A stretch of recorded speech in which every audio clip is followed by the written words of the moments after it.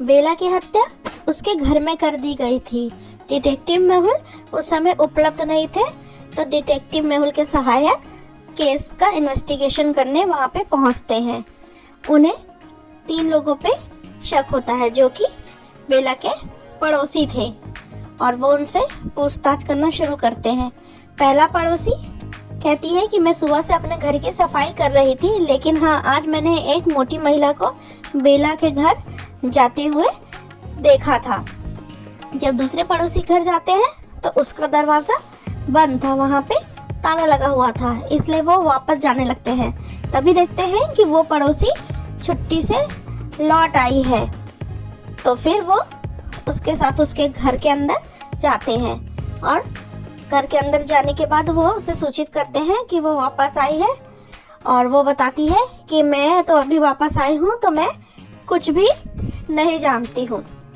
फिर वो तीसरी पड़ोसी के पास जाते हैं और वो उसे बताती है कि मैं सुबह से घर पर सो रही थी, मुझे कुछ भी मालूम नहीं है। तो तीनों के बयान सुनने के बाद क्या आप अनुमान लगा सकते हैं कि हत्यारा कौन है? ए, बी या सी?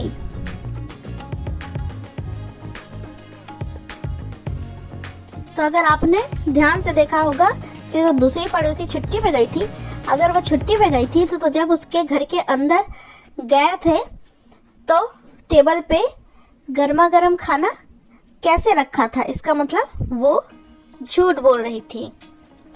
एक सीरियल किलर पेरिस की सड़कों पे घूम रहा था और वो महिलाओं को अपना निशाना बना रहा था।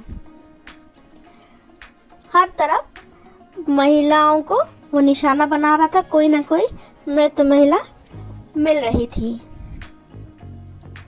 तो यहाँ पर भी डिटेक्टिव मेहुल उपलब्ध नहीं थे, तो उनके असिस्टेंट इंस्पेक्टर जेम्स वहाँ पहुँच जाते हैं और फिर वो मोर्चा संभाल लेते हैं, और उसके बाद वो डिटेक्टिव मेहुल को बाकी की जानकारी देते हैं। डिटेक्टिव मेहुल वहाँ जाते हैं और बताते हैं, और उनको यहाँ पे पता चलता है कि 3 लड़कियाँ हैं जो यहाँ पे वो उनकी फ़ोटो लगी। इसका मतलब इनमें से किसी एक का वो सीरियल किलर खून करने वाला है। तो तीनों को आप ध्यान से देखो तो आपको पता चलेगा कि अब किसका खून होने वाला है।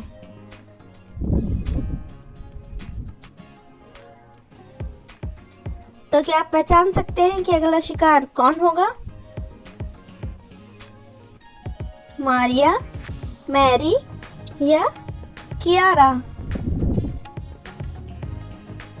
तो अगला शिकार मैरी होगी, क्योंकि किलर भूरे रंग वाली महिलाओं को ही अपना शिकार बना रहा था। उन सब के बाल अलग कलर के थे, काले नहीं थे। एक दोपहर डेव को उसके कमरे में हत्या कर दी गई। डिटेक्टिव मेहुल वहां पहुंचते हैं और क्राइम सीन का जायजा लेते हैं। ध्यान से वो पूरे क्राइम सीन को देखते हैं और उन्हें 4 लोगों पे संदेह होता है। तो पहली नौकरानी कहती है, मैं सुबह से बर्तन और लिविंग रूम की सफाई कर रही थी, मुझे लगता है कि माली ने ये किया होगा। कुक कहता है, मैं दोपहर का भोजन तैयार कर रहा था, मुझे लगता है कि नौकरानी ने उनकी हत्या की होगी। माली कहता है, मैं सुबह से बगीचे में काम कर रहा था, मुझे लगता है कि कुक ने ही उनकी हत्या की होगी। फिर वो मैकेनिक के पास जाते हैं। मैकेनिक कहता है कि डेव सर आज काम पर नहीं गए थे क्योंकि उनकी कार खराब थी और मैं कार को ठीक कर रहा था। उनके बयानों को देखते हुए क्या आप हत्यारे की पहचान कर सकते हैं?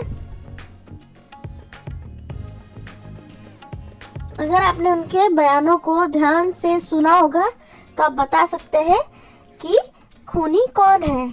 नौकरानी? बिल्कुल नहीं, माली है, क्योंकि उसने कहा था कि वो सुबह से बगीचे में काम कर रहा था। अगर वो सुबह से बगीचे में काम कर रहा था तो उसके हाथों और कपड़ों पे मिट्टी कैसे नहीं लगी थी? सेबेस्टियन अपने घर में मृत पाए जाते हैं। दोपहर 1 बजे के आसपास उनकी हत्या कर दी गई थी। मेहुल उनकी 3 बेटियों से पूछताछ करते हैं। तो पहली बेटी कहती है कि मैं दोपहर 1 बजे स्नान कर रही थी और उससे पहले मैं व्यायाम कर रही थी।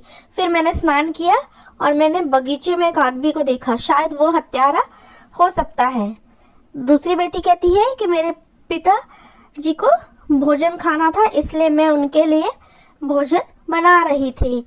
और तीसरी बेटी से पिताजी की कल लड़ाई हुई थी। फिर वो तीसरी बेटी के पास जाते हैं और उससे पूछते हैं, तो तीसरी बेटी कहती है कि सुबह से घर में पानी नहीं आ रहा था और मैं इस मुद्दे को लेकर प्लम्बर के साथ बगीचे में थी और वहाँ पे नल ठीक करवा रही थी। प्लम्बर कहता है कि मैंने घर में प्रवेश किया ही नहीं, मैं बगीचे में ही पानी की समस्या को देख रहा था।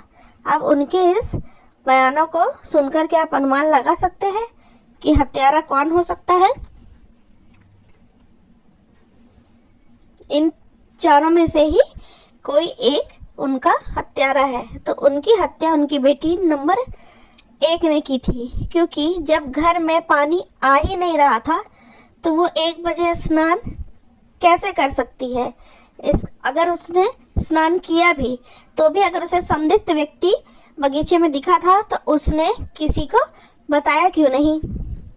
4 दोस्त स्कीइंग के लिए हिमालय गए।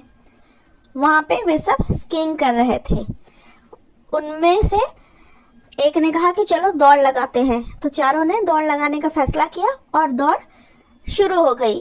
सब फिनिश लाइन तक पहुँचते हैं, लेकिन सिर्फ 3 वहाँ पहुँचे थे, चौथा वहाँ पे नहीं पहुँचता है। तीनों फिर वापस जाते हैं तो देखते हैं कि चौथा वाला दोस्त मृत है, मतलब मरा हुआ पड़ा था। तो उनमें से केवल 4 ही गए थे और 3 ही लौटे थे। एक तो मर चुका है, तो इसका मतलब कि इन तीनों में से ही किसी ने एक ने हत्या की है उसकी। तो आप इन तीनों को देखिए और देख के अंदाज़ा लगा सकते हैं कि खूनी कौन है, आपको पता चल जाएगा, A, B या C। तो अगर थोड़ा ध्यान से देखा होगा तो ये आपने गैस कर लिया होगा कि जो C नंबर वाला है, जब दौड़ शुरू हुई तो उसके पास नीले रंग की स्टिक थी, लेकिन दौड़ खत्म होने के बाद अब उसके पास एक नीले रंग की और एक लाल रंग की जो है स्टिक है। मतलब वो उसने ही खून किया है और भागते समय गलती से गलत स्टिक्स उठा ली, इसलिए उसने ही खून किया है। पुलिस को रेलवे ट्रैक पे एक डेड बॉडी मिलती है। जासूस मेहुल वहाँ पे पहुँचते हैं। उसके शरीर के पास 2 ब्रीफकेस भी मिले, लेकिन बहुत सारे उसमें नकदी और महंगे कपड़े थे। एक पुलिसकर्मी कहते हैं कि यह एक हत्या होनी चाहिए, किसी ने उसके पैसे और कपड़ों के लिए ट्रेन से उसे ढकेल दिया होगा। तो दूसरे वाले पुलिसकर्मी कहती है कि एक दुर्घटना होनी चाहिए, अगर वो उसकी हत्या करते तो नकदी और कपड़े उसके पास नहीं होते, वे उसे ले जाते। तो क्या आप अनुमान लगा सकते हैं क्या यह हत्या है या दुर्घटना थी? क्योंकि वो ट्रेन से गिर के मरा था, ठीक है, उसे ट्रेन से गिरा था। तो क्या आप बता सकते हैं ये हत्या थी या दुर्घटना थी?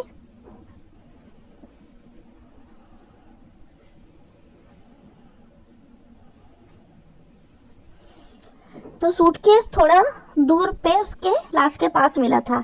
यह एक हत्या थी। अगर एक दुर्घटना होती तो उसका ब्रीफकेस उसके पास पड़ा होता या उसके पीछे पड़ा होता, लेकिन ब्रीफकेस उसके आगे पड़ा था।